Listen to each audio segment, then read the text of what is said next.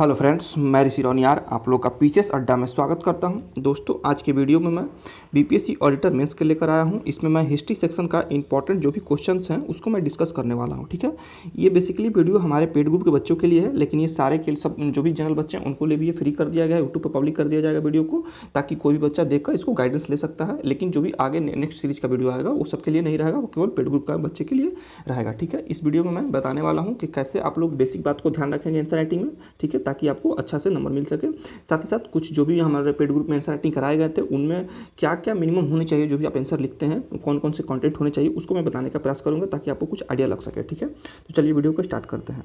तो दोस्तों, अगर आप लोग नए हो तो हमारे चैनल को सब्सक्राइब करें और हमें सपोर्ट करें, ताकि हम लोग इसी तरीके से कंटेंट आप लोग के लिए बनाते रहें। तो देखिए, जैसे पहले मैं क्वेश्चन डिस्कस करने से पहले मैं आप लोगों को पहले बेसिक बता दूं, क्योंकि मैं जब कॉपी चेक कर रहा था तो देख रहा था कि बहुत लोगों को बेसिक बातें भी नहीं पता है। तो देखिए, बेसिक बात कहने का तात्पर्य ये है कि जैसे आप लोग ये आपको जाइएगा एग्जाम देने, तो यहाँ पे यह 1/4 का कॉपी मिलेगा। ठीक है, तो आप लोग को क्या करना है ना, यहाँ से देखिए वो दोनों तरफ से वहाँ से वो दिया रहेगा, मार्जिन छोड़ा रहता है। ठीक है, और यहाँ पर आपका क्या बोलते हैं, यहाँ पर अपना जो भी नंबर रहेगा क्वेश्चंस का, यहाँ पर अपना नंबर दीजिए। मान लीजिए 2 का 1 लिखना है तो लिख देंगे 2 का आंसर। ठीक है, ऐसे लिखना है। उसके बाद यहाँ से लिखना प्रारंभ करेंगे। देख लीजिए, थोड़ा सा छोड़ देंगे, 1/4 छोड़ देंगे। ठीक है, जैसे मान लीजिए ये पेज है तो पेज में तो 2 वो छोड़े रहते हैं। ठीक है, मार्जिन आपको थोड़ा सा छोड़ के लिखना है, स्टार्टिंग से ही नहीं लिखना है, थोड़ा सा छोड़ के लिखना है। ठीक है, 1/4 का लेकर फिर यहाँ से लिखते हैं स्टार्ट कीजिएगा अपना पैराग्राफ। जब भी ये पैराग्राफ खत्म होगा तो ठीक इसके नीचे जो ऊपर से छोड़े हो, ठीक नीचे यहाँ से लिखना स्टार्ट करना है, फिर इसके नीचे चलेगा। ठीक है, तो इस बात को ध्यान रखेंगे, ये काम करना है। दूसरी काम क्या करना है, जब आप लोग आंसर लिखते हैं, ठीक है, तो बहुत सारे लोग को दिख रहा है कि यहाँ पर परिचय लिख देते हैं। ठीक है, उसके बाद लिखना चालू करते हैं, तो ये नहीं करना है। परिचय उरिचय नहीं लिखा जाता है। ठीक है, निष्कर्ष भी लिखते हैं तो निष्कर्ष लिख दें, उसके बाद निष्कर्ष लिखेंगे, तो ये सब नहीं लिखना है। ठीक है, ध्यान रखेंगे, परिचय नहीं लिखना, डायरेक्ट आंसर लिखना स्टार्ट करेंगे।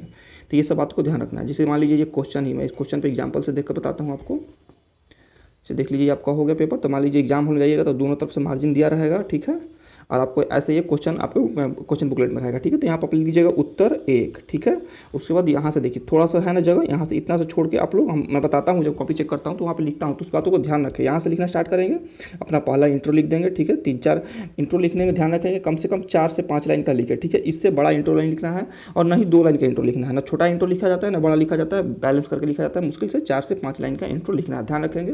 कंक्लूजन में भी यही बात को फॉलो करना है, मुश्किल से 4 से 5 लाइन का इंट्रो लिखना है। ठीक है, और ये भी बात का ध्यान रखेंगे, मैं बहुत सारे कॉपी चेक कर रहा था तो एक एक सेंटेंस 2 या 3 लाइन का सेंटेंस बनाते रहे, तो ये कभी नहीं करना है। सेंटेंस छोटे होने चाहिए। ठीक है, स्टार्टिंग सेंटेंस तो छोटे होने ही चाहिए, बीच में आप लंबे सेंटेंस डाल सकते हैं, लेकिन जब इंट्रो लिख रहे हैं तो छोटे छोटे सेंटेंस लिखना चाहिए, ताकि क्या बोलते हैं, जुड़ाव रहे वाक्यों में, टूट नहीं जाए आपका, जो भी आप कहना चाहते हैं बात इधर से उधर ना हो जाए। इस बात को ध्यान रखेंगे। और जैसे मान लीजिए यहाँ से ये पैराग्राफ आपका खत्म हुआ, तो ठीक है, देखिए यहाँ पे स्टार्ट किए हैं तो ठीक इसके नीचे से ही फिर यहाँ से लिखना स्टार्ट करेंगे। ठीक है, एक क्रमबद्धता होनी चाहिए, एकदम निष्कर्ष जब लिखिएगा तो ठीक इसी के नीचे आना चाहिए। ठीक है, तो इससे आपका कॉपी अच्छा देखने में अच्छा लगेगा और काफ़ी प्रभावित होगा इससे। तो इन बातों को ध्यान रखना है। ठीक है, एग्जाम्पल के तौर पर बता दिया, और मैं जो भी आंसर बताने के क्रम में और जो भी ट्रिक्स होंगे और जो भी बेसिक बातें होंगी मैं बताने का प्रयास करूँगा। ठीक है, तो चलिए पहला मैं क्वेश्चन बताता हूँ कैसे आप लोग इस पर क्या क्या होना चाहिए था आपके आंसर में। जैसे पहला क्वेश्चन मैं टेस्ट में पूछा था कि बिहार में प्राप्त मौर्य कला की विशेषताओं का वर्णन करें। ठीक है, सबसे पहले करना क्या है कि आप लोग जब भी आंसर लिखना बैठेंगे तो ये ध्यान रखेंगे कि क्वेश्चन को कम से कम 2 बार पढ़ना है। ठीक है, 2 बार पढ़ने के बाद उसमें जो भी कीवर्ड्स हैं उसको निकालना था। देखिए कह रहा है बिहार से प्राप्त मौर्य कला की विशेषताओं, देखिए मेन क्या है, विशेषता बताना है, विशेषता को ही वर्णन करना है। आपको लिखना कितना है ये भी बात को ध्यान रखेंगे। बहुत सारे बच्चे पूछ रहे थे कि कितने पेज में आंसर लिखना है, तो मैक्सिमम 3 से 4 पेज में आंसर लिखना है। 4 पेज से अगर आप ज़्यादा लिख रहे हैं तो सोचिए कि आप गड़बड़ कर रहे हैं। ये गांठ बांट लीजिए, 4 पेज में ही आंसर लिखना है, 3 से 4, इससे ज़्यादा नहीं लिखना है। ठीक है, 3 से 4 कैसे होगा, तो ये भी मैं ट्रिक देखिए बता दे रहा हूँ। मेरा ऐसे प्रीवियस वीडियो देखिएगा, मेरे टेलीग्राम में जाइएगा, क्या बोलते हैं, पीसीएस अड्डा के यूट्यूब चैनल पर जाइएगा, प्लेलिस्ट में लिखा गया, बताया गया है कि कैसे आंसर लिखते हैं, उसमें सब चीज़ बताया गया है, कैसे आप 4 पेज लिख सकते हैं, कैसे कितने टाइम में मैनेज कर सकते हैं। ठीक है, तो देखिए उसमें मैं मोटा मोटी बता दे रहा हूँ कि आपको एक आंसर 20 से 22 मिनट में लिखना है। ठीक है, इट मीन्स 4 पेज अगर लिख रहे हैं तो एक पेज को 5 मिनट में लिखना है। ठीक है, 5 मिनट में लिखना है, मतलब एक पेज में कम से कम 200 क्या बोलते हैं 100 वर्ड लिखना है आपको। ठीक है, 400 वर्ड लिखना है, तो एक पेज में 100 वर्ड लिखना है। 100 वर्ड कितने मिनट में लिखना है, 5 मिनट में लिखना है। ठीक है, मतलब अगर आप क्या बोलते हैं 5-5 शब्द का लिखते हैं एक तो 20 लाइन लिखना है आपको एक पेज में। ठीक है, 5-5 शब्द का, तो ये आपको 20 हो जाएगा, 20-25 एक पेज में। ऐसे ही 4 पेज लिखिएगा तो 400 वर्ड हो जाएगा। मुश्किल से 300 से 400 वर्ड में आपको आंसर लिखना है एक, कितने टाइम में लिखना है, तो 20 से 22 मिनट में लिखना है। इस बात को ध्यान रखेंगे, अगर ऐसा नहीं फॉलो कीजिएगा तो फिर गड़बड़ हो जाएगा। विशेष रूप से इस चीज़ को फॉर्मूला को समझना है तो हमारा क्या बोलते हैं यूट्यूब में जाइएगा, प्लेलिस्ट में, वहाँ पर बताया गया है कि कैसे आप लोग टाइम को मैनेज करेंगे, कैसे एक पेज में 100 वर्ड लिखेंगे, कैसे आपको टाइम को मैनेज करना, सब चीज़ उसमें बताया गया है। ठीक है, तो पहला काम यही करना था कि क्वेश्चन को कम से कम 2 बार पढ़ना है, उसके बाद कीवर्ड को अंडरलाइन करना है। ठीक है, और उसके बाद क्या करना है कि जब भी आप एक रफ शीट बनाएं, जब जो क्वेश्चन पेपर मिलेगा, ठीक है, उस पर आप रफ शीट बना सकते हैं। जैसे विशेषता लिखना है तो विशेषता में क्या क्या बताना है। ठीक है, इससे होता है कि जब आंसर लिखिएगा ना तो फ्लो टूटेगा नहीं। ठीक है, तो आप एक क्या बोलते हैं, इसको फ्लो चार्ट बना लेंगे अपने क्वेश्चन में यहीं पे। जैसे मान लीजिए विशेषता में क्या क्या लिखना है तो ऐसे कर लेंगे। जैसे मान लीजिए राजप्रसाद है, विहार है, स्तंभ है, तो ये सब अगर याद हो तो सही है, नहीं तो यहाँ पे बना लेंगे फ्लो चार्ट। ठीक है, अब देखिए पहला स्टेप क्या है आंसर लिखने में, तो पहला क्या लिखना है, परिचय लिखना है, इंट्रो लिखना होता है। तो देखिए इंट्रो कैसे लिख सकते हैं, तो देखिए या तो कला के संदर्भ में, जैसे कला से क्वेश्चन है तो कला के संदर्भ में कुछ बातें 2-4 लाइन बता के लिख सकते हैं, या बिहार में कला का विकास कैसे हो गया उसके तरीके से जोड़ के लिख सकते हैं, या जो भी कला है उस कला का ऐतिहासिक बैकग्राउंड क्या है उसके बारे में बता के लिख सकते हैं। या देखिए मौर्य प्रशासन से पूछा गया है तो मौर्य शासन से जोड़ के लिख सकते हैं कि मौर्य शासन काफ़ी समृद्ध था और इस कारण उस समय में कला का अभूतपूर्व विकास हुआ। ठीक है, तो 2-3 लाइन के ज़्यादा नहीं लिखना, 3 से 4 लाइन का ही लिखना है, 4-5 लाइन आप लोग बना सकते हैं। तो परिचय इस तरीके से लिखने का प्रयास करना है। ठीक है, इसके अलावा सेकंड स्टेप क्या है, तो देखिए क्या पूछा गया है, विशेषता पूछा गया है। तो सेकंड स्टेप में लिखेंगे मौर्य कला की विशेषताएं निम्न है। ये बात को ध्यान रखें कि जब भी जो क्वेश्चन पूछा जाएगा उसको क्या हेडिंग बनाना है, उसको अंडरलाइन करना है। ये इसलिए किया जाता है ताकि जो भी कॉपी चेक करते हैं उनको दिखना चाहिए कि आप लिख क्या रहे हैं। मान लीजिए आप कॉपी में सारा चीज़ कंटेंट डाल दिए हैं लेकिन जो चेक कर रहा है उसको पता ही नहीं चला कि आप लिखे क्या है, कहाँ अपना चीज़ दे रहे हैं, तो इससे नंबर अच्छा नहीं मिल पाता है। ठीक है, आप कम लिखिए लेकिन आप दिखाइए कि हाँ मैंने ये लिखा है। उसको दिखाने का मतलब होता है कि हेडिंग बनाइए, उसको अंडरलाइन कीजिए। जैसे मौर्य कला की विशेषता पूछा गया तो हम यहाँ पर लिख दिए, तो इसको जो भी चेक करे उसको पता चलेगा अच्छा इसके यहाँ से नीचे इसके विशेषताएं बताई गई हैं। ठीक है, तो ये काम करना है। ठीक है, तो देखिए विशेषता बताने के बाद क्या करना है, ये देखिए फ्लो चार्ट बना देंगे। मौर्य कला का प्रमुख पता लिख देंगे, अन्य लिख देंगे, प्रमुख में स्थापत्य कला और मूर्ति कला, अन्य में मृदभांड और घेरदार कुएं। ठीक है, इस तरीके से और लंबा 1-2 बनता है तो और आप लोग फ्लो चार्ट बना लेंगे। उसके बाद देखिए अब लिखेंगे यहाँ पे फर्स्ट स्टार्ट करेंगे राजप्रसाद की विशेषताएं क्या है। देखिए बहुत सारे मैं कॉपी चेक किया तो राजप्रसाद में बहुत सारे बातें लिख रहे हैं लोग, उतना सारा नहीं लिखना। देखिए विशेषता पूछा गया, विशेषता मतलब क्या होता है, किसी व्यक्ति का विशेषता बताना। तो व्यक्ति क्या होता है, लंबा होता है, चौड़ा होता है, मोटा होता है, नाटा होता है, गोरा होता है, काला होता है, तो ये सब क्या है, विशेषताएं हैं। ठीक है, उसी प्रकार से जब राजप्रसाद की विशेषता पूछा गया तो केवल विशेषता पर फोकस करना है, न कि लंबा लंबा बातें लिखना है। लंबा लंबा बातें नहीं लिखना है, इससे आपका पेज भर जाएगा, टाइम भी किल होगा। तो केवल फोकस रहेंगे, विशेषता पर ध्यान रखेंगे। ठीक है, इसके अलावा क्या करना है, स्तंभ बताना है, स्तूप बताना है, विहार बताना है, मूर्तिकला, मृदभांड और घेरदार कुएं। देखिए कम से कम ये 7 पॉइंट है, 7 पॉइंट आपके नोट्स में कॉपी में दिखने चाहिए जो भी आंसर लिखिएगा। ठीक है, और ये सबके विशेषता केवल बताना है, ये याद रखेंगे, विशेषता बताएंगे केवल। स्तंभ क्या है बस 1 से 2 लाइन में डिफाइन करेंगे और लिखेंगे इसकी निम्न विशेषता है, फट फट फट फट आपने 3-4 लाइन में लिख देना कि ये विशेषता है। उसी प्रकार से स्तूप क्या था उसके बाद उसके 4-5 विशेषताएं बताएंगे, काम खत्म।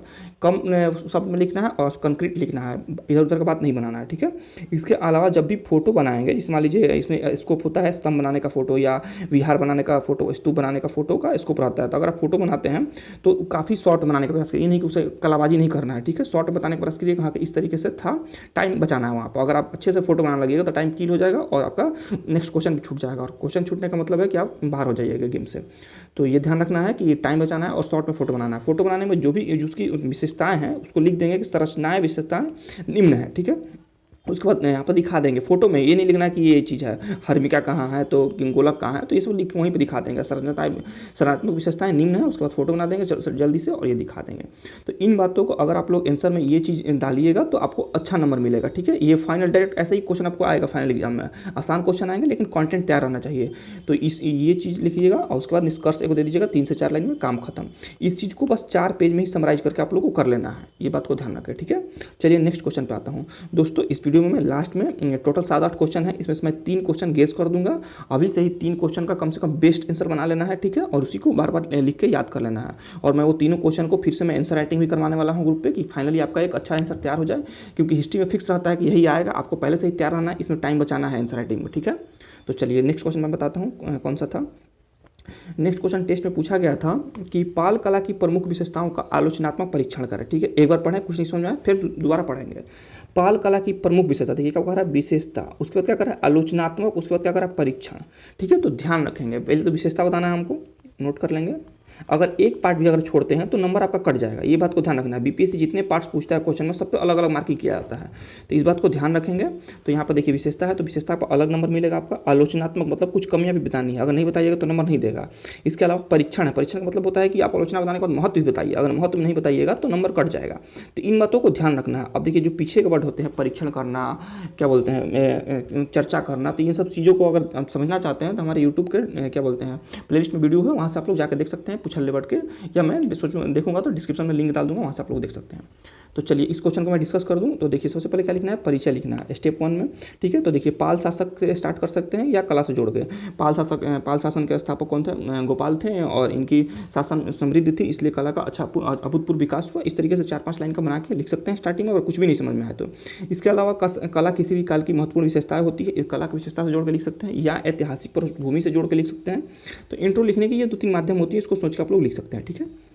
चलिए नेक्स्ट क्या है, नेक्स्ट स्टेप है इसका सेकंड 2 में, स्टेप 2 में परिचय होने के बाद क्या लिखना है, विशेषता पूछा गया है तो विशेषता पर ही फोकस रखेंगे, विशेषता का हेडिंग बनाएंगे, ठीक है।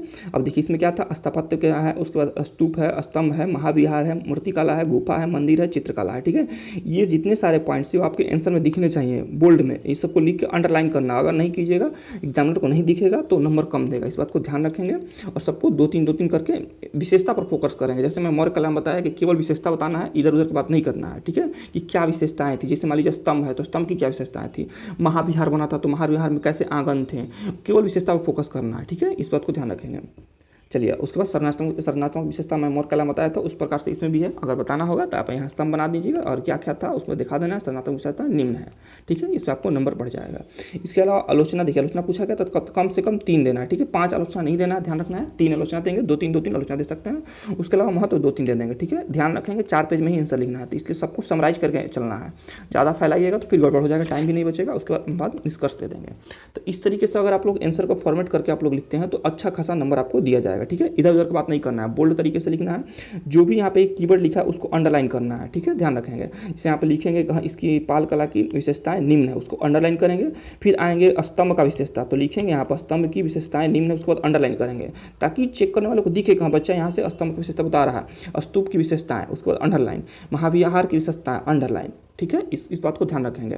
और एक क्या बात है, बहुत सारे बच्चे देख रहे हैं कि ऐसे स्टार करते हैं, ये नहीं करना है, बीपीएससी मना करता है करने के लिए। गोला नहीं देना है, ठीक है, आप नंबर दे सकते हैं 1, 2, ठीक है, क ख ग लिख सकते हैं, ख ख ग, ठीक है, जो आपको सूटेबल है वो करें। तीर नहीं देना है, गोला नहीं बनाना है, स्टार नहीं देना। अगर ये सब देते हैं तो नंबर कटता है, ध्यान रखेंगे, नंबर काट लिया जाता है, बढ़ता नहीं है, तो इस सबसे बचना है। इसके अलावा क्या था, हाँ, इसका आलोचना हो गया, महत्व उसको निष्कर्ष दे देंगे, आंसर कंप्लीट हो जाएगा आपका, ठीक है, पाल कला का। चलिए नेक्स्ट बता दूं, क्वेश्चन नंबर 3 क्या था।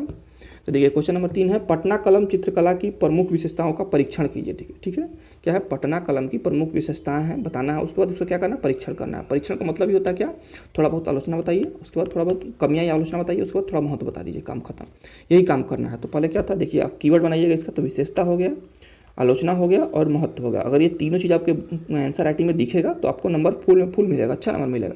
अगर किसी एक पॉइंट को आप छोड़ते हैं तो नंबर घट जाएगा, और उसके बाद नंबर कम करने के बाद मार्किंग होगी आपकी। तो ये इस बात को ध्यान रखेंगे, ठीक है। तो देखिए इसमें क्या, सबसे पहले तो परिचय बता देंगे, परिचय कैसे लिखना है वो मैं ऊपर में बताया हूँ, उस तरीके से ध्यान रखेंगे। उसके अलावा इसको मैप का यूज किया जा सकता है पटना कलम का, तो यहाँ पे सेकंड स्टेप में ही पटना कलम का क्षेत्र लिख के यहाँ पे मैप का यूज कर सकते हैं, ठीक है। और इसके बाद नेक्स्ट पारा में क्या लिखना है आपको, तो यहाँ पे लिखने का प्रयास करेंगे कि कैसे पटना कलम का विकास हुआ, ठीक है। जैसे मुगलों का पतन होता है तो फिर वहाँ से जो भी कलाकार थे, वहाँ से दरबारी कलाकार वहाँ से छोड़ के बंगाल की तरफ जाते हैं, क्योंकि बंगाल में उस समय मुर्शिदाबाद में मुर्शिद कुली खां का वहाँ पे वर्चस्व था, वहाँ पे शासन था, तो वहाँ पे वो लोग जाके शरण लिए, ठीक है। तो वहाँ पे भी पलासी का युद्ध होता है, तो वहाँ पे समाप्त होती है, ठीक है। तो उसके बाद ये पुनः लोग पलायन करते हैं, ये पलायन करके कुछ कलाकार थे जो पटना में आ जाते हैं, ठीक है, पटना के आसपास क्षेत्रों में बस जाते हैं और यहीं पे कला का विकास करते हैं, एक नई कला का, ठीक है, जिसे पटना कलम के नाम से भी जाना जा सकता है, ठीक है। तो डायरेक्ट आपको विशेषता पर नहीं आना है, पहले थोड़ा सा 2-4-5 लाइन का परिचय बताएंगे, उसके बाद मैप का यूज करते हैं छोटा सा बना के, ठीक है, ज़्यादा इधर साइड में नहीं बनाना, बीच में बनाना, याद रखेंगे, ठीक है। बहुत लोग साइड में देखते हैं मैप बनाते हैं, बीच में बनाइए, उसको गोल घेर दीजिए, ठीक है। उसके बाद 4-5 लाइन में कैसे इसका विकास हुआ वो बता देंगे। उसके बाद बताएंगे कि ये किन किन बिंदुओं पर आधारित थी जो भी आपका पटना कला में थे, ठीक है। तो इसका बताना जरूरी है, क्योंकि व्यक्तित्व पर आधारित था, कलाबाज पर आधारित था, परिवहन पर आधारित था। आपको एग्जाम्पल दे देना है, ठीक है, कलाबाज का, परिवहन में जैसे मतलब टांगा का फोटो बनवाया जाता था। व्यक्तित्व मतलब आपका हो गया, क्या बोलते हैं, जो भी आप देख लीजिएगा, इसका क्या बोलते हैं, जो जादूगर होते हैं उन पर आधारित फोटो बनाए गए हैं, तो ये सब चीज़ें बनाएंगे। उसके बाद क्या लिखेंगे, पटना कलम की निम्न विशेषताएं, हेडिंग देंगे। और देखिए इसमें कौन कौन सी बातों आपको दिखनी चाहिए मेनली, अगर ये चीज़ नहीं है तो नंबर आपके कम आएंगे। और प्रमुख विशेषताएं को पहले लिखा जाता है, बहुत सारे मैं देख रहा था आंसर में कि जो कम इंपॉर्टेंट चीज़ उसको पहले लिखा गया, जो ज़्यादा इंपॉर्टेंट उसको लास्ट में लिखा गया, तो ऐसे कीजिएगा तो नंबर अच्छा नहीं आएगा। देखिए सबसे पहले इसका लघु चित्र शैली का था ये, ठीक है। तो सबसे इंपॉर्टेंट चीज़ को पहले लिखेंगे, उसके बाद कजली स्याही होना चाहिए। ये सब अंडरलाइन है, कीवर्ड है, ये अंडरलाइन करके इसके बाद इसको एक्सप्लेन करेंगे, ठीक है। उसके बाद कजली स्याही है, इसको अंडरलाइन करके एक्सप्लेन करेंगे। उसके बाद स्थानीयता था, मतलब स्थानीय क्षेत्र के फोटो ज़्यादा बनाए गए थे, इसको बनाएंगे। उसके बाद सजीव चित्रण किया गया था, उसके बाद रंग था, उसके बाद पुरुष की प्रधानता थी, ठीक। ये 6 टॉपिक्स है जो कि आपको एनसीईआरटी में दिखना ही चाहिए, ठीक है। सब में 3-4 लाइन 5 लाइन का बनाएंगे, ठीक है। 1 पेज का कम से कम 1 से 1.5 पेज का इसका विशेषता बता के काम खत्म कर देंगे। इसके अलावा एक था लैंडस्केप का, जो कि हम लोग तुलना कर सकते हैं मुगलों का चित्रकारी था उससे, तो ये एक्स्ट्रा कर सकते हैं 7 पॉइंट में या छोड़ भी सकते हैं। इसके अलावा देखिए क्या परीक्षण करना था, तो कमियां बता देंगे 2-3 क्या कमियां थी, क्यों उसका पतन हो गया। उसके बाद महत्व बता देंगे, आज के संदर्भ में भी जोड़ के 2-3 महत्व बता देंगे, काम खत्म। उसके बाद निष्कर्ष दे देंगे, 4 पेज में आंसर कंप्लीट, ठीक है। अब इसको आपको बांटना कैसे, देखिए 4 पेज में आप इसका ध्यान रखेंगे। देखिए क्वेश्चन का मेन पार्ट क्या है, मेन है विशेषता पूछा गया है, तो विशेषता को ज़्यादा लिखना है इसमें, ठीक है। कम से कम 1 से 1.5 पेज विशेषता में देंगे, ठीक है। आपका परिचय में 5-6 लाइन दे दिए, इंट्रो में 5-6 लाइन, मतलब आधा पेज आपका ये चला गया, तो 2 पेज हो गया। 2 पेज में आधा पेज में कम से कम फोटो बनाइएगा और ये बताइएगा। तो इस तरीके से अपने पेज को बांट लेना है, ठीक है। बैलेंस वे में लिखना है आंसर को, ये बैलेंस वे में लिखना, धीरे धीरे करते डेली आंसर लिखिएगा तो आपको समझ में आएगी कैसे आंसर को बैलेंस करके लिखते हैं। जो ज़्यादा पूछा जाता है उसको ज़्यादा लिखा जाता है, जो कम पूछा जाता है उसको कम लिखा जाता है। बहुत सारे मैं आंसर देखता हूँ कि जो कम पूछा गया उसको ज़्यादा लिख दिए हैं, और जिसको ज़्यादा लिखना चाहिए तो उसको कम लिखे हैं। तो इसको प्रैक्टिस से होता है, ठीक है। उसको अगर ऐसे कीजिएगा तो नंबर कम आता है, तो इस पर धीरे धीरे आप आंसर लिखिएगा तो सीख जाइएगा। तो चलिए नेक्स्ट क्वेश्चन डिस्कशन करने से पहले मैं नए लोग को बता दूं कि हमारी संस्था द्वारा 7 मार्च से एक नई बैच स्टार्ट की जा रही है, ठीक है। इसमें पॉलिटी से स्टार्ट होगा बीपीएससी ऑडिटर के लिए, ठीक है। इसमें GS1 GS2 का पूरा सिलेबस कवर कराएंगे हम लोग आंसर राइटिंग के माध्यम से, और पहले ही बता देंगे शेड्यूल के माध्यम से कि कौन कौन से टॉपिक्स पढ़ने हैं और क्या क्या उसमें इंपॉर्टेंट है वो चीज़ पढ़ने हैं। बुक पहले से बता दिया जाएगा, ठीक है। और डेली आंसर राइटिंग करवाया जाएगा इस बार में। अब की तो एक दिन बीच करके कराया जाता था हिस्ट्री वाले में, लेकिन पॉलिटी वाले में डेली क्वेश्चन दिए जाएंगे, ठीक है। तो अगर आप लोग जुड़ना चाहते हैं तो मात्र इसका फी 2000 रुपये रखा गया, तो आप लोग जुड़ सकते हैं। कल विधिवत रूप से इसका ऐड भी आएगा और जिसको जुड़ना हो वो जुड़ सकते हैं, ठीक है। इसके अलावा स्टैट का भी बैच है और इकोनॉमिक्स का भी बैच है।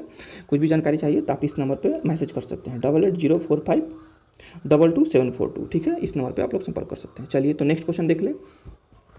नेक्स्ट क्वेश्चन पूछा गया था कि संथाल विद्रोह भारत में ब्रिटिश उपनिवेशवाद के विरुद्ध सशस्त्र जन प्रतिरोध का एक आदर्श प्रस्तुत करता है, ठीक है। देखिए एक बड़ा सा स्टेटमेंट दे दिया, ये भी क्वेश्चन नहीं है कि स्टेटमेंट है। क्वेश्चन कहाँ से स्टार्ट हो रहा है, इसके कारण तथा परिणामों की चर्चा करें। बहुत ही सिंपल क्वेश्चन है, कारण पूछ रहा है, परिणाम पूछ रहा है। तो बहुत सारे बच्चे गलती क्या किए थे कि इंट्रो तो लिखे, ठीक है, इंट्रो लिखे 4-5 लाइन का, उस पर डायरेक्ट कारण पे आ गए। नहीं, कारण पर नहीं आना आपको। इतना बड़ा स्टेटमेंट आपको दिया गया है 1-2 लाइन का, इसको क्या, इसका कोई वैल्यू नहीं है। इसका वैल्यू है जब तक इसमें नहीं लिखिएगा तो आपको नंबर अच्छा नहीं आएगा, आप एक पार्ट को मिस कर रहे हैं, ठीक है। तो इस बात को ध्यान रखना, इसलिए इस तरीके से मैं क्वेश्चन का प्रैक्टिस करवाया था ताकि आप लोगों को पता चल सके कैसे आंसर को लिखना है। तो देखिए इसमें से कैसे कैसे इसको लिखना था मैं स्टेप में समझाया हूँ। तो पहला स्टेप तो परिचय हो जाएगा, ठीक है। परिचय आप लोग लिख लीजिएगा, उसके बाद मैप का बना दीजिएगा, ठीक है, कहाँ था संथाल विद्रोह हुआ था। इससे अच्छा इंपैक्ट रहता है और अच्छा नंबर आने की संभावना होती है। स्टेप 2 क्या करना था, देखिए स्टेप 2 इसी को सॉल्व करना है कि संथाल विद्रोह कैसे एक आदर्श प्रस्तुत करता है, ठीक है। एक आदर्श कैसे प्रस्तुत करता है आंदोलन, तो इट मीन्स जो संथाल विद्रोह था इसका विशेषता बताना है। एक ये 2 पैराग्राफ में संथाल विद्रोह का विशेषता बता देंगे, ठीक है, जिससे ये प्रूफ हो जाएगा कि संथाल विद्रोह एक आदर्श प्रस्तुत करता है, ठीक है। सबसे बेहतर ये होता है कि इसको अन्य आंदोलनों से तुलना कर देंगे, ठीक है। जो भी विद्रोह हुए थे उससे मैं तुलना कर दूंगा 1 पैराग्राफ में या 2 पैराग्राफ में, और या उसकी कुछ विशेषता बता दूंगा। तो इसलिए आदर्श प्रस्तुत कर देता है कि इस तरीके से आदर्श रूप में था जितने सारे विद्रोह हुए हैं, ठीक है। तो पहला पार्ट कंप्लीट हुआ। नेक्स्ट क्या, अब देखिए नेक्स्ट क्या पूछ रहा था, कारण पूछा था, कारण पे आएंगे, उसके बाद परिणाम पे आएंगे। तो कारण जब भी लिखेंगे तो यहाँ पे लिखेंगे संथाल विद्रोह का निम्न कारण था, ठीक है। कारण में आपको क्या क्या होना चाहिए, देखिए मैं इसमें बता दे रहा हूँ कीवर्ड के रूप में, आप अपने नोट्स में डाल लीजिएगा, ठीक है। तो सबसे पहले तो आर्थिक हस्तक्षेप था, ठीक है, ये मेन पॉइंट है। इसमें कौन कौन से पॉइंट आपको समाहित करना है, तो देखिए भूस्वामी की नई पद्धति लाई गई थी, ये पहला कीवर्ड है, ठीक है। इसमें भूस्वामी जो पहले उन लोग का था, उन लोगों को जो पारंपरिक रूप से भूस्वामित्व थी, ठीक है, जिसका कोई अधिकार नहीं था जमीन पे, उसको हटा के जमींदारी प्रथा को लागू कर दिया गया था, ठीक है, जिससे काफ़ी उन लोगों को शोषण हो रहा था। इसके अलावा नई वन नीति लाई गई थी अंग्रेजों द्वारा। पहले वनों पर अधिकार था जनजातियों का, लेकिन नई वन नीति से उनका अधिकार छीन लिया गया था, ठीक है। तो ये भी कारण था। इसके अलावा कर लगाना, जनजातियों पर पहले से कोई कर नहीं लगाया गया था, लेकिन जो अंग्रेज आए वो नया कर लगा दिए उन पर, जिससे उन पर काफ़ी बोझ बढ़ा। इसके अलावा बेगारी थी, बेरोजगारी थी, वो भी एक कारण था। तो आर्थिक हस्तक्षेप जब लिखेंगे तो इसमें 4-5 पॉइंट्स हैं, इसको डील जरूर करेंगे ताकि, और इस सबको हेडिंग बना के करेंगे ताकि दिखे एग्जामिनर को कहा ये चीज़ पॉइंट को इंक्लूड किया है, तो ये बेस्ट आपका कारण होगा। इसके अलावा नेक्स्ट क्या लिखेंगे, सामाजिक सांस्कृतिक हस्तक्षेप भी किया था। इसमें 2 पॉइंट को डील करना है। एक तो पारंपरिक विश्वास जो होता है, जो जनजातियों का पारंपरिक विश्वास था कि पेड़ को पूजा जाना चाहिए, पत्थर को पूजा, जो भी मन उनका विश्वास था, उसको ये लोग अंग्रेज क्या धोबी लिखे हैं, ठीक है, उस पर विश्वास पे प्रहार किए हैं, तो इसके ये भी कारण था। साथ में बड़ी मात्रा पे धर्मांतरण किया गया, ठीक है, तो जो भी जनजातीय थे इससे वो बहुत ही दुखी थे कि हमारा धर्म को बदल दिया जा रहा है, हमारे धर्म को हीन समझा जा रहा है, हमारी परंपराओं को हीन समझा जा रहा है। तो 2 पॉइंट्स को डील करना है सामाजिक तथा सांस्कृतिक हस्तक्षेप में। इसके अलावा देखिए प्रशासनिक हस्तक्षेप था नेक्स्ट। तो प्रशासनिक हस्तक्षेप का मतलब हुआ कि इससे पहले जो भी संथाल थे वो स्वतंत्र जीवन जीते थे, ठीक है, लेकिन जब अंग्रेज आए तो एक प्रशासनिक रूप ले आए, ये कैसे शासन करना है, तो इससे वो काफ़ी उनके जीवन प्रभावित हुए थे, ये भी एक कारण था। इसके अलावा राजनीतिक हस्तक्षेप था। नेक्स्ट था राजनीतिक हस्तक्षेप। इसका मतलब था कि पूरा पंचायत, वो लोग का एक पंचायत सिस्टम था जिसमें एक सरपंच होते थे पूरा पंचायत में, इसको समाप्त कर दिया गया और नया लागू कर दिया गया, ठीक है, तो ये भी एक कारण था। तो देखिए ये 4 कारण जो मुख्य हैं, इसके जो भी सब पॉइंट से ये सारे इंपॉर्टेंट है। अगर ये आप कारण में डालते हैं तो काफ़ी अच्छा आपको नंबर्स मिलने वाले हैं, ठीक है, इस बात को ध्यान रखेंगे। तो ये आपका हो गया कारण, और कारण कम से कम 1 से 1.5 पेज में लिखना है, ठीक है, ज़्यादा नहीं लिखना, 1.5 पेज में कारण आपका हो जाएगा। जो मैं बताया हूँ पॉइंट्स, अगर 4 लाइन लिखिएगा तो 1.5 पेज में मैक्सिमम आराम से अच्छा से हो जाएगा। अब इसके बाद क्या परिणाम लिखना है, तो परिणाम 4-5 परिणाम मिलने हुए थे। एक तो संथाल परगना टेनेसी अधिनियम आया था, उसको तो दिखाना ही दिखाना है, मस्ट है। इसके अलावा जिले क्या बोलते हैं, एक संथाल परगना को जिला बना दिया गया था और माझी व्यवस्था को लागू कर दिया था। 3 तो इंपॉर्टेंट है, ये सबसे पहले ही लिखेंगे, उसके अलावा 1-2 और लिख देंगे, 5 पॉइंट काम खत्म। तो कारण और परिणाम मिलाकर 2 से 2.5 पेज में लिख देना है, मतलब 2.5 से 2.5 पेज में मान के चलिए इसको लिखना है, और आधा 1 पेज के इंट्रो वो हो गया, उसके बाद 1 पेज में उसको बता देंगे, तो टोटल 4 पेज का आपका ये आंसर तैयार हो गया संथाल का। तो ये बेस्ट था और यही आपका एग्जाम में आएगा मान के चलिए। तो इस तरीके से अपने नोट्स को बना लेना है, ठीक है, ताकि आप लोग वहाँ पे आराम से आंसर राइटिंग कर सकें। चलिए तो ये आपका हो गया संथाल का। इसके अलावा मैं बिरसा से भी क्वेश्चन पूछा था, बिरसा आंदोलन बता दूं। देखिए तो बिरसा आंदोलन के क्वेश्चन क्या था कि बिरसा आंदोलन के स्वरूप की व्याख्या कीजिए तथा इसके जनजातीय शासन पर प्रभाव की विवेचना कीजिए, ठीक है। एक बार पढ़ें, दूसरा बार फिर से पढ़ेंगे। बिरसा आंदोलन के स्वरूप, देखिए क्या था, स्वरूप कह रहा पूछा, तो स्वरूप को अंडरलाइन करेंगे। फिर कह रहा जनजातीय शासन पर प्रभाव क्या था, प्रभाव की विवेचना करना, ठीक है। तो सबसे पहले क्या करेंगे, इसका परिचय बताएंगे, ठीक है, स्टेप 1 में कि बिरसा मुंडा के बारे में आप बता सकते हैं, या जनजातियों के शासन के बारे में बता सकते हैं, या विद्रोह के बारे में बता सकते हैं। बता के आप स्टार्ट कर दिए स्टेप 1 में। इसके बाद मैप का यूज कर देंगे, ठीक है, संथाल में भी और बिरसा मुंडा में भी छोटा सा मैप बनाएंगे, ठीक है, और उसको बॉक्स में डाल देंगे। उसके बाद स्टेप 2 क्या है, स्वरूप बताना। क्या पूछा था, स्वरूप पूछ रहा था बिरसा आंदोलन का स्वरूप। देखिए स्वरूप जब भी पूछेगा तो आपको इन निम्न बातों को इंक्लूड करना बहुत ही जरूरी है, अगर नहीं इंक्लूड कीजिएगा तो नंबर नहीं आएगा। पढ़ा क्या, तो ये तो एक स्थानीय रूप से था, जो भी ये विद्रोह था स्थानीय विद्रोह था। इसके अलावा मैंने सीमित क्षेत्र में था, पूरा भारत में नहीं फैला था या पूरा झारखंड में नहीं फैला था, कुछ ही क्षेत्र में था, तो ये बताएंगे कि स्थानीय था, 2-3 लाइन लिख देंगे। उसके बाद मसीहावादी था, ठीक है, एक ही जो बिरसा मुंडा थे उन्हीं को एक भगवान की तरह से ट्रीट किया गया था, मसीहा की तरह थे, तो मसीहावादी था इसका स्वरूप। प्रगतिशील था, इट मीन्स नए विचारों को सपोर्ट करने वाला था, जो भी जड़वादी विचार थे उसको छोड़ने के लिए, नए विचार के लिए सोचने के लिए किया गया था, ठीक है। इसके अलावा उपनिवेशवाद का विरोध था, मतलब अंग्रेजों का विरोध किया गया था, ये भी इसका स्वरूप था। इसके अलावा सुधारवादी था, समाज पे सुधार था, जैसे दारू पीना हो गया, अंधविश्वास हो गया, ये सब जड़ परंपरा को त्यागने के लिए ये किया गया था। तो ये इसका स्वरूप था बिरसा आंदोलन का। तो ये जितने सारे 5 पॉइंट्स है सबको अपना अंडरलाइन करेंगे, एक्सप्लेन कर देंगे 4-5 लाइन में, ठीक है। अगर ये चीज़ करते हैं तो बेहतर आपका मार्क्स आएंगे, ठीक है। तो ये आपका हो गया क्या, स्वरूप हो गया। इसके बाद नेक्स्ट क्या था, प्रभाव था, तो लिखेंगे हेडिंग बना के जनजातीय शासन पर बिरसा आंदोलन का निम्न प्रभाव पड़ा, उसको अंडरलाइन देंगे, नीचे लिखेंगे, ठीक है। तो प्रभाव में क्या लिखना है, मेनली शासन या प्रशासन पर क्या प्रभाव पड़ा, जनजातियों पर क्या प्रभाव पड़ा, और अन्य लिख सकते हैं, ठीक है। तो 2-3 पैराग्राफ में इसको लिखा जा सकता है प्रभाव को। उसके बाद निष्कर्ष दे देंगे, काम खत्म, आपका बिरसा आंदोलन समाप्त हो गया। तो ये था दोस्तों, अगर कुछ नहीं समझ में आया तो कमेंट बॉक्स में पूछ सकते हैं, वहाँ पे भी मैं आके बताने का प्रयास करूँगा। नेक्स्ट क्वेश्चन देखिए, बिहार। क्वेश्चन को बताने से पहले मैं एक और बात आपको बता दूं कि दोस्तों देखिए, जब भी आपसे कारण पूछा जाए तो इसको सबसे अच्छा होता है कारण को पॉइंट वाइज में लिखना, ठीक है। हमसे बहुत बार पूछते हैं बच्चे कि सर हम पॉइंट में आंसर लिखें या पैराग्राफ में लिखें, तो कुछ चीज़ें होती हैं कि पैराग्राफ में लिखना बहुत ही जरूरी होता है, लेकिन कुछ चीज़ें होती हैं कि आपको पॉइंट वाइज में ही बेहतर नंबर मिलते हैं, ठीक है। जैसे कारण हो गया, कारण को पॉइंट वाइज में ही लिखना चाहिए, ठीक है। अब परिणाम हो गया, परिणाम को ही पॉइंट वाइज में ही लिखना चाहिए, ठीक है। जैसे प्रभाव हो गया, प्रभाव को आप दोनों में लिख सकते हैं, पॉइंट में भी और कारण में भी, ठीक है। तो जैसे इसमें क्वेश्चन पूछा गया उस तरीके से आप लोग काम करेंगे। चलिए तो नेक्स्ट, जैसे स्वरूप हो गया, तो स्वरूप को आप पॉइंट में से अच्छा है कि आप क्या बोलते हैं पैराग्राफ में एक्सप्लेन कर सकते हैं। अदरवाइज मैं स्वरूप जो भी था उसको मैं कीवर्ड में बांट दिया हूँ, तो पॉइंट में लिखिएगा तो बेहतर हो जाएगा वो, ठीक है। ज़्यादातर आप कोशिश करें कि पॉइंट में ही लिखें, पॉइंट में लिखने से ज़्यादा नंबर आता है, ठीक है। चलिए तो ये क्वेश्चन मैं बताऊं कि बिहार के चंपारण सत्याग्रह के कारणों और परिणामों का वर्णन कीजिए। सिंपल सा क्वेश्चन है, कारण और परिणाम पूछ रहा है, तो परिचय लिख देंगे, कारण लिख देंगे, परिणाम लिख देंगे, निष्कर्ष लिख देंगे, काम खत्म कर देंगे, ठीक है। इससे ज़्यादा कुछ नहीं लिखना है, बस ये डायरेक्ट नहीं लिखना है। डायरेक्ट का मतलब देखिए क्या था, सबसे पहले तो परिचय लिखेंगे, ठीक है। परिचय के बाद अब हो सके तो मैप का यूज करें, वहाँ पे बता दें चंपारण कहाँ पे है। उसके बाद लिखेंगे क्या बोलते हैं, बिहार में चंपारण आंदोलन का निम्न कारण थे। उसके बाद कारण बताना स्टार्ट करेंगे, ठीक है। कारण बताने के बाद डायरेक्ट परिणाम पे नहीं आना। अब कारण के बाद एक पैराग्राफ कम से कम लिखें, एक पैराग्राफ लिखेंगे और लिंक करेंगे कि इन्हीं कारणों के चलते बृहद रूप से ये क्या बोलते हैं आंदोलन हुआ, गांधी जी इसमें आए और क्या क्या हुआ उसको एक पैराग्राफ में बताएंगे। उसके बाद लिखेंगे कि जो ये विद्रोह था सफल हुआ, जिसके ये निम्न परिणाम हुए, ठीक है।